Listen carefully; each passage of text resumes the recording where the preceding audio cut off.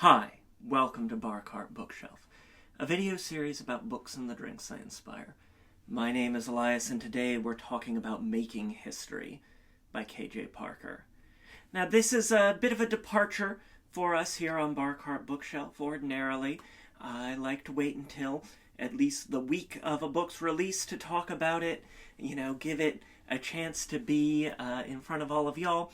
But the timing for my reading of this one was too perfect not to share, and so even though the book isn't out until the start of September, I'm going to be talking to you about it now, here in June. So, as you might know, if you're a regular viewer of Bar Cart Bookshelf, last week we discussed The Melancholy of Untold History by Min-Soo Kang, where we have this exploration of historical narratives and constructed historical narratives. And on the day that I was finishing that, I received a wonderful treat in the mail, and that was this advance copy of Making History by K.J. Parker. And as it turns out, these are really wonderful books to read one after the other, and so I had the rare and delightful experience for me of receiving a book in the mail, going to the gym, reading the entire novella over the course of my workout, and having a perfectly marvelous Saturday. It doesn't get much better than that, and it doesn't get much better than getting to read books that are very different from one another, but exploring some similar sorts of ideas. So, Making History is a secondary world novel. It's not necessarily it is a fantasy, but there's not magic, there aren't demons or exorcisms as there are with some of other K.J. Parker's other novellas from Tor.com. But it is a wholly constructed setting, and it is about a team of scholars who are tasked by the tyrant who, in the last half-decade, has sort of absorbed their country with creating a false city as a justification for further wars of expansion. So, hey, 12 people, you've got 9 months to create the archaeological record of a city that definitely doesn't exist, and the language and all of the artifacts, a lot of pottery, and now go. And if you don't go, bad things are gonna happen to you. And we spend our time with one of these scholars in the course of this sort of deception. So it's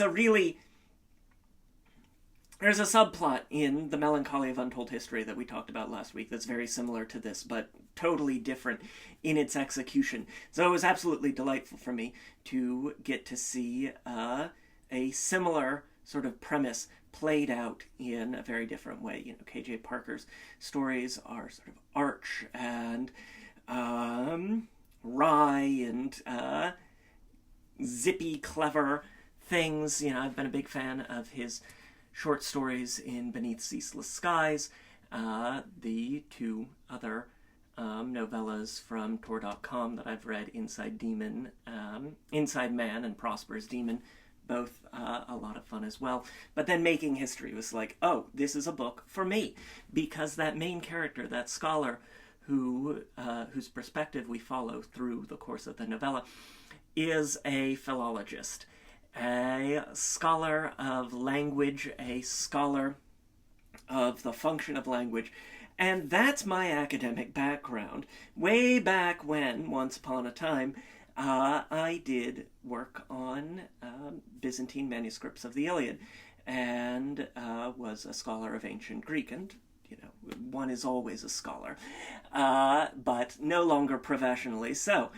And so it was a real delight to have these passages where the character's like, oh, well, you don't want to hear about what I was doing about this, that, and the other, with the reconstruction of a false language being backtracked from our current language. I'll get, on ahead to the killing and the threats of violence and the worry that we have. And I'm like, no, no, no. I want that. I want the language. And we get the language. And it's just, if you like clever little playing with historiography and language and statecraft all wrapped up in a tight little thrillery adventure, I think you're really going to have a great time with Making History. I was utterly charmed by it. I'm going to be, certainly talking about it again in September when it's on shelves everywhere. But I could not wait to share this sort of delight with all of you. And when I am delighted, of course, we have to have a drink. Our drink is the Aelia, named for this fictional country in which our scholar and his colleagues reside. And we're going to start with 1.5 ounces of brandy. I'm using an organic cognac here. It's one of my favorites for mixing with. Lovely, just rich, dark, fruity flavors. Gonna play well with all of our other ingredients. We will not have any citrus for this, because even though it's summer and we love a sour, citrus, alas, does not agree with our poor scholar, and I couldn't do that to him, and so we're going to be nice and stirred and supple here. To our 1.5 ounces of brandy, we are going to add 1/2 ounce of red wine syrup. This is equal parts sugar and red wine. If you've got a bottle of red wine that's nearing the end of its viability, you can just make a quick red wine syrup. It'll hang out in your fridge, be really great for like a whiskey sour variation or any sort of cocktail where you want that little fruity, zingy, winey oomph, and you want to make sure that you aren't pouring anything out, waste not, want not. So we'll get our 1/2 ounce of red wine syrup in there, and then we will get a 1/2 ounce of amaretto. Lovely. Perfect. Into there as well. That nutty almond liqueur. It's going to bring, again, this sort of old book nutty richness to it, and also that bit of sweetness, that bit of depth to our flavors as well. And finally, we'll add 2 droppers full of tart cherry and saffron bitters. Lovely. I really love these tart cherry and saffron bitters. They're great in a Manhattan or in a Manhattan variation like this. They're going to add, again, this sort of nuttiness, this not baking spice quality, but certainly a spice quality, and this sort of rich golden depth to our Aelia. And then we will get our ice in. Lovely. And give it a stir. This nice, rich, dark cocktail for spending your time in a university, for weathering threats against your person by devious and cunning and smart tyrants who have sort of invaded your homeland and have their own plots and schemes that you're, alas, wrapped up in. And being charming and witty and urbane in this sort of trademark KJ Parker style. Lovely. Get that nice stirred until the liquid and the ice are sort of at equilibrium, and then we'll strain into a stemmed glass. Perfect. Set that aside, and there you have it. This is the Aelia inspired by Making History by KJ Parker.